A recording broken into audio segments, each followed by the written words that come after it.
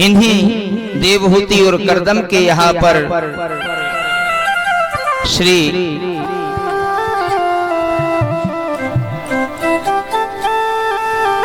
कपिल मुनि जी भगवान के अवतार हैं। बोलिए कपिल भगवान की जय। जिन्होंने अपनी माता को सांख्य शास्त्र जिसमें अष्टांग योग की क्रिया है वो अपनी माता को ज्ञान दिया। माता को विक्षोभ हो गया था क्योंकि करदम ऋषि ने कह दिया था कि संतान उत्पन्न होने के बाद मैं गृहस्थ धर्म का त्याग कर दूंगा। विक्षोभ हो गया संसार से, इसलिए वो दुखी बैठी रहती थी। कपिल मुनि सांख्य शास्त्र के प्रणेता अपनी माता को क्या धारणा दी, ध्यान से सुनो। कितनी सुंदर वो संतान होगी। माता पिता ज्ञान अपने पुत्र को देते हैं, लेकिन धन्य है वो पुत्र देखो कि जिन्होंने अपनी माता को ज्ञान दिया। ऐसी संतान अगर हमारे घर में आ जाए तो जीवन धन्य हो जाएगा। धारणा किस तरह की बताई उन्होंने कि ये संसार जो दिख रहा है, ये जो संसार में आप देखते हो, अच्छा बुरा भला सच्चा, दुख पीड़ा क्रोध, शीतलता उष्णता, ग्रीष्म कठोरता, ये जितने भी अंतर मन को महसूस होने वाले पीड़ाएं हैं, सुख हैं, वैभव हैं, ये सब आत्मा को छू भी नहीं पाते। ये सब मन के, मात्र मन के पदार्थ हैं। ये आत्मा तो ना भोग करती, ना विलास करती, ना आत्मा खाती, ना पीती। आत्मा तो चिरकाल सम्यक है क्योंकि वो ईश्वर द्वारा प्रदत्त है।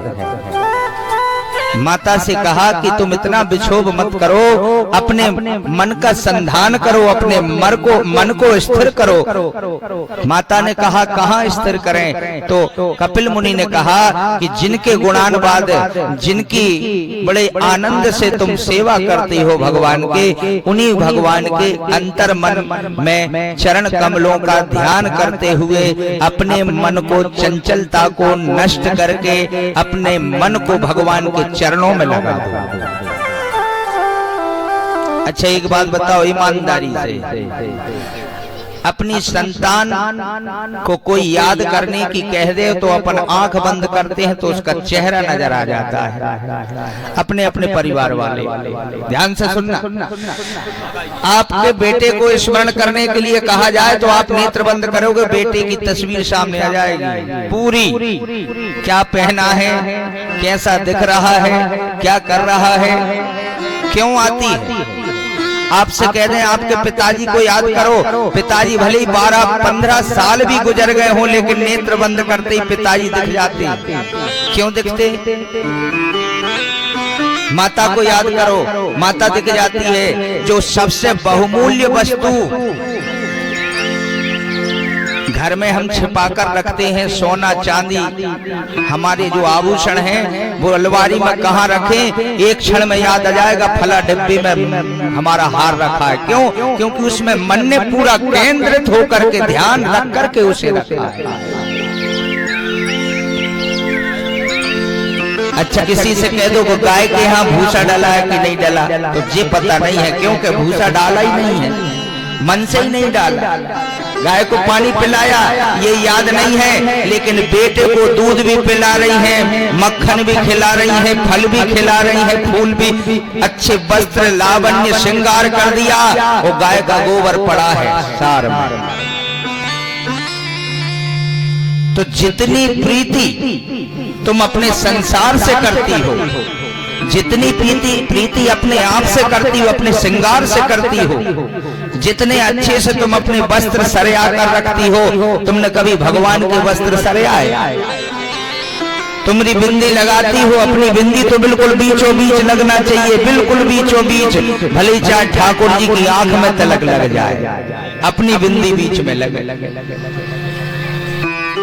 ये माता को समझाया देवहूति को कि जितना प्रेम तुम इस संसार से कर रही हो, जितना लगाव इस संसार से तुमने किया है, पति से किया है, अगर तुम अपने परमेश्वर परमात्मा से कर लेती तो तुम्हारा वैकुंठ सबर जाता, तुम्हें आत्म तत्व का ज्ञान हो जाता, तुम्हें ब्रह्म का ज्ञान हो जाता।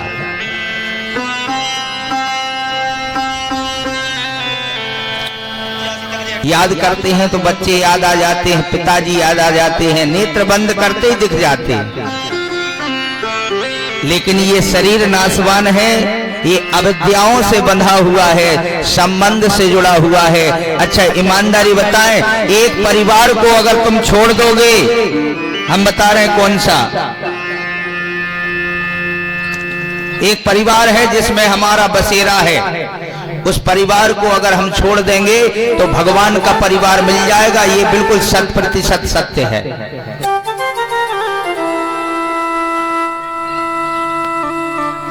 माया नाम की जिनकी माँ है, मोह नाम का पिता है। मोह माया की संतान है, कौन है? काम, क्रोध,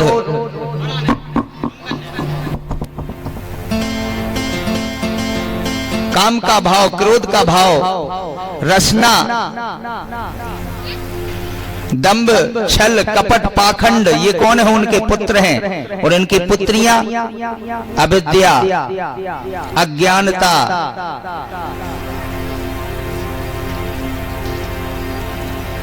आज हम सबसे बड़ा पाप एक बात का भोग रहे हैं कि हम कहते हैं हम भगवान में मन लगाएंगे, और हमने बच्चों को साधन दे दिया मोबाइल, जिसमें वो संसार देख रहे हैं। जो संसार को इतने भाव से देखेगा वो भगवान को कैसे देखेगा?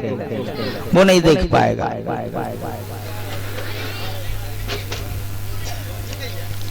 घर में भजन क्यों नहीं होता? क्योंकि काम के परमाणु घर में सदा सदा के लिए वास करते हैं। दिन रात हम टीवी, सीरियल इत्यादि में संसार को ही देख रहे हैं, संसार की रचनाओं को देख रहे हैं, कुभाव को देख रहे हैं। जिसे देखना नहीं चाहिए उसको हम दर्शन कर रहे हैं। ऐसा जब हम दर्शन करेंगे तो भगवान में सन्निविष्ट कैसे हो पाएंगे? ऐसे देवहूति को समझाया कि माँ, सबसे पहले अपने हृदय में भगवान के चरणों को धारण करो। अच्छा ये बताओ, हृदय में भगवान का मुखमंडल धारण करने का क्यों नहीं लिखा, चरणों का क्यों लिखा है? क्योंकि ये जीव ईश्वर का अगर अधिकारी है किसी जगह या किसी स्थान का, या भगवान के शरीर के किसी तीर्थ का अगर अधिकारी है ये जीव, तो वास्तव में वो भगवान के श्री चरणों का अधिकारी है, उनकी चरण सेवा का अधिकारी है। इसलिए हमेशा भगवान के चरणार बिंदों को नमन किया जाता है। और दिन रात हम जो चरणामृत पीते हैं वो क्यों पीते हैं? क्योंकि वो चरणामृत जो है वो ऐसा अमृत है जो हमें जन्म जन्मांत पर्यंत तक भगवान की भक्ति, भगवान की श्रद्धा को जागृत रखता है, चैतन्य रखता है, भगवान की याद नहीं भुलाने देता। पुनर्जन्म न विद्यते, जिसमें मंत्र लगा हुआ है कि जो भगवान के चरणामृत का आनंद लेता है वो इस जन्म में पुनर्जन्म, पुनः जन्म मरण के बंधन से मुक्त हो जाता है। लेकिन चरणामृत कैसा हो? चरणामृत का अर्थ ये नहीं है कि जिसको बार बार पी रहे हो। पहले चरणों में रति भाव जब होगा, जब चरण दिखना प्रारंभ हो जाएंगे, जब चरणों में प्रीति हो जाएगी, जब भगवान से अनुराग हो जाएगा, जब भगवान की भगवत्ता का ज्ञान हो जाएगा, जब भगवान की पराकाष्ठा को जान लेंगे, तभी जाकर के भगवान के चरणों में प्रीति आएगी, वो तभी चरणामृत बनेगा। भोलवा के बिहारी लाल की जय। धारणा के लिए बताया कि अपने हृदय में भगवान का मुखमंड चरण को देखें। चरणों को देखने के बाद जहां चरण अच्छे से दिख जाए तो फिर चरणों से प्रारंभ हो करके भगवान के मुखमंडल तक की छवि अपने नेत्रों में भर करके देखें। आंख बंद करके देखने की कोशिश करोगे तो घर याद आएगा, बाजार याद आएगा, खेत याद आएगा, चारा याद आएगा, गाय याद आएगी, परिवार याद आएगा, बेटा याद आएगा, बेटी याद आएगी, दूध की मथानी याद आएगी, घर के दरवाजे याद आएंगे, चाबी का गुच्छा याद आएगा, तारा डाला है कि नहीं, हमारे जूते चप्पल सुरक्षित है कि नहीं, ये सब याद आएगा। क्योंकि हम सांसारिक हैं, जो करके आए हैं वो ही तो देखेंगे। और हमेशा ध्यान रखो, जो हम आसपास करते हैं वही हमारे स्वप्न में, वही हमारे हृदय में आता है। इसलिए कहते हैं घर को मंदिर बनाओ, क्योंकि मंदिर अगर घर हो जाएगा तो एक न एक दिन उस मंदिर में भगवान का वास हो जाएगा। हृदय को क्या कहा गया है? मन को मंदिर कहा गया है। और आत्मा कौन है उसमें? आत्मा भगवान की है, भगवान स्वरूप है। और ये आत्मा हमारी चैतन्य है, लेकिन हमारे ऊपर किस बात का पर्दा पड़ा हुआ है? अविद्या का पर्दा पड़ा हुआ है। इसलिए उस संसार में हम आनंद को ढूंढते फिरते रहते हैं, जो आनंद हमारे हृदय में पहले ही से बैठा हुआ है।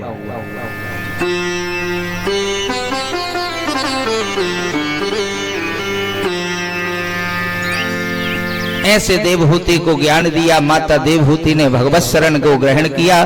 बोलिए कपिल भगवान की जय। प्रसूति का विवाह दक्ष प्रजापति से किया गया, जिसकी 16 कन्याएं, जिनमें से 15 कन्याओं को देवताओं को दिया गया और 16वीं कन्या सती नाम की जो भगवान शिव जी को ब्याही गई। बोलिए शंकर भगवान की जय। जैसे भगवान शिव से विवाह होता है माता सती का, दक्ष लिए मुनि बोली सब करने लगे बढ़ जाग, निभते सादर सकल सुर जे पावत मख भाग। दक्ष सबसे ज्यादा प्रीति अपनी बेटियों से करते थे। अच्छा ध्यान से सुनो, पिता को हमेशा सबसे प्रिय उसकी बेटियां ही होती हैं। भले उनके बेटा हो, लेकिन प्रेम बेटियों से करते हैं पिता। ये आज से नहीं है, सनातन से चला आ रहा है कि माता को सबसे प्रिय होगा तो पुत्र, और पिता को अगर सबसे प्रिय होगी तो बेटी। बेटियों से बड़ा प्रेम रखते, और सती से तो विशेष ही प्रेम था दक्ष को।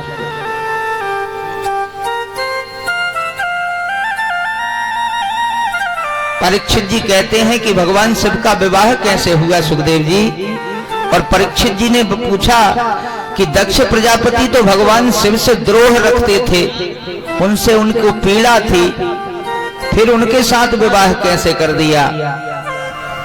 तो एक समय दक्ष को जब प्रजापति बनाया गया, और प्रजापति बनने के बाद सभा में राजा बनकर के जब दक्ष प्रकट हुए, आए उस सभा में, तो वहां सारे देवता बैठे हुए थे। सभी देवता उनके सम्मान में खड़े हो गए। प्रजापति का पद है, लेकिन भगवान शिव तो जो है प्रजानाम पति नाम स्वपतिस्तस्य सदेवतायाम शिवम भवा, जो अनंतर सबके ही परमात्मा देव है, वो शिव है। ऐसे शिव जी उस सभा में उठे नहीं,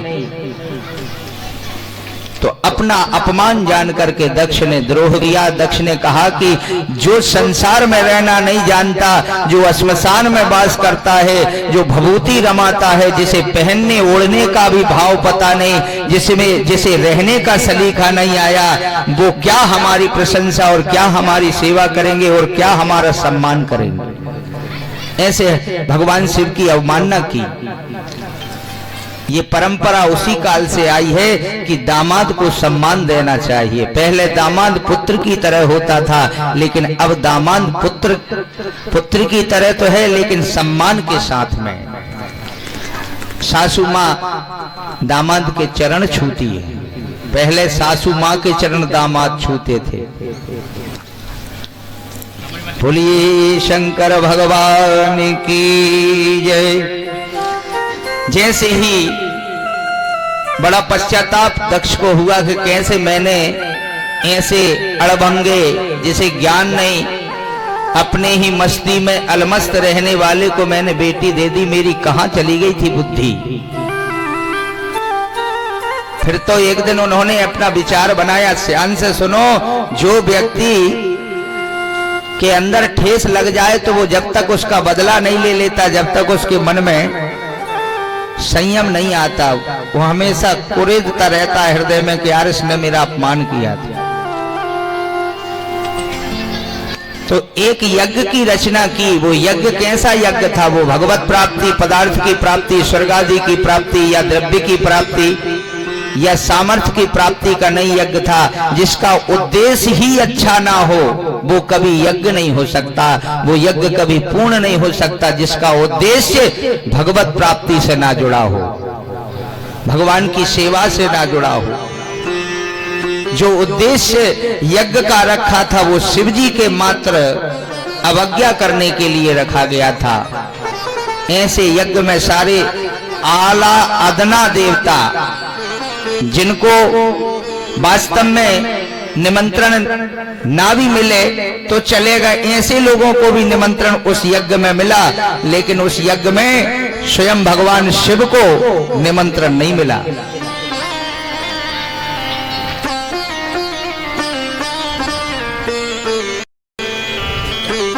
अब तो सारे देवता उसी कैलाश के ऊपर से विमान लेकर और जा रहे ताकि शिव जी को देखें कि हमें बुलाया, तुम्हें नहीं बुलाया। विष्णु विरंची महेश विहाई। सारे देवता, विष्णु विरंची यानी ब्रह्मा जी। विहाई का अर्थ यहाँ क्या है कि महेश का नाम जरूर है, महेश जी को विहाई कौन है? सती, लेकिन उन्हें नहीं बुलाया। इसलिए ये भाव है कि विष्णु विरंची महेश विहाई, चली सकल सुर जान बचाई, चली सकल सुर जान बचाई। सती बिलोके यौम विमाना, सती बिलोके यौम विमाना, चले जात सुंदर विधिनाना, चले जात सुंदर विधिनाना। और जो महेश मोहे आयुष दे, कछु दिन जाए राहों में से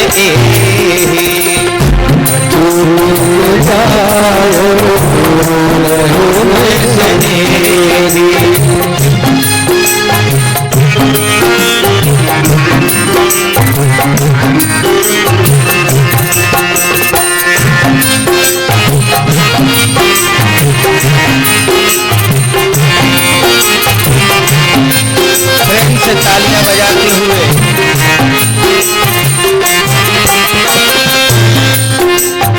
अच्छा ईमानदारी बताओ, अगर किसी से कह दो हमारी मातृशक्ति, माताएं बहनें, अच्छा मायके से थोड़ी सी भी खबर आ जाते तो कितना आनंद झलक जाता है हृदय में। अरे मायके से खबर आई है।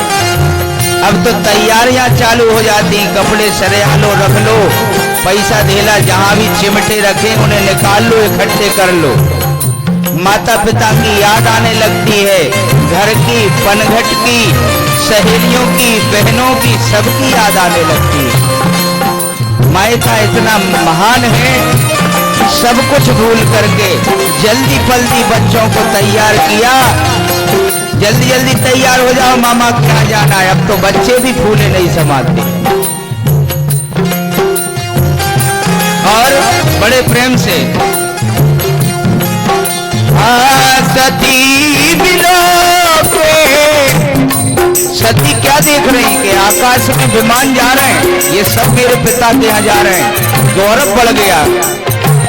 सती बिलोके व्योम विमाना, चले जाते सुंदर विधिनाना, चले जाते सुंदर विधिनाना।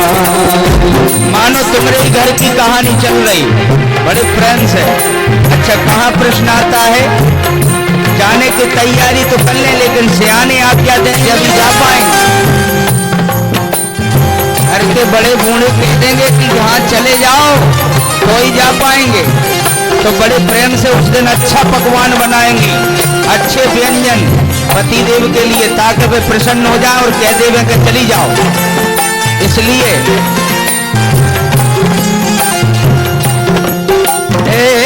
जो माहे से मोही आयुष दे, हे भगवान मोहे आज्ञा दे दो, आयुष दे कछु दिन रहो जाए में से,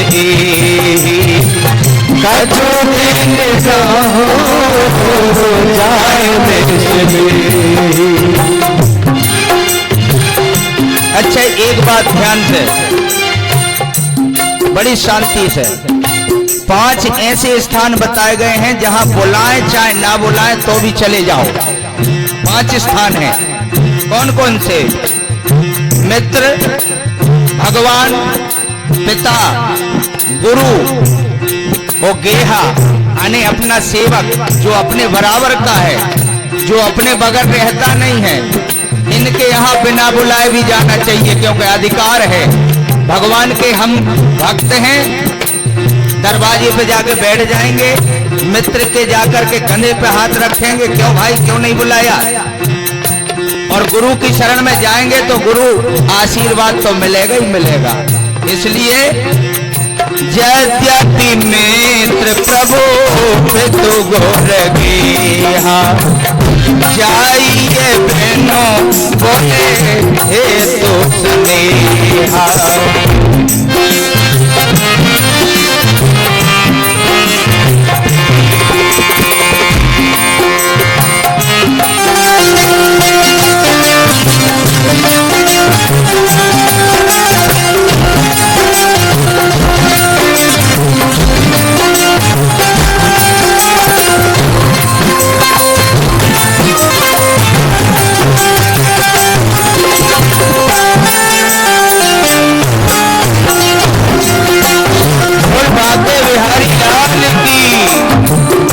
शंकर भगवान की। अच्छा, और एक विपरीत बात, एक ये 5 जगह ऐसी बताई गई हैं वहां बगैर बुलाए चले जाओ, और एक ऐसा स्थान वहां बताया गया है कि जहां तुम्हारा भगवान के जैसा भी सम्मान हो, खूब पुजावो हो तो वे खूब सम्मान मिले, लेकिन वो बुलाए नहीं तो ऐसी जगह मत जाइए जहां बहुत सम्मान भी होता हो। कैसा? बिना बुलाए। इसलिए कहा है तदपि विरोध ना, जहां बिल्कुल विरोध ना हो, तदपि विरोध ना मान कह कोई, तहां गए कल्याण न होई, जहां गए कल्याण न होई। जय सिया राम, जय जय सिया राम,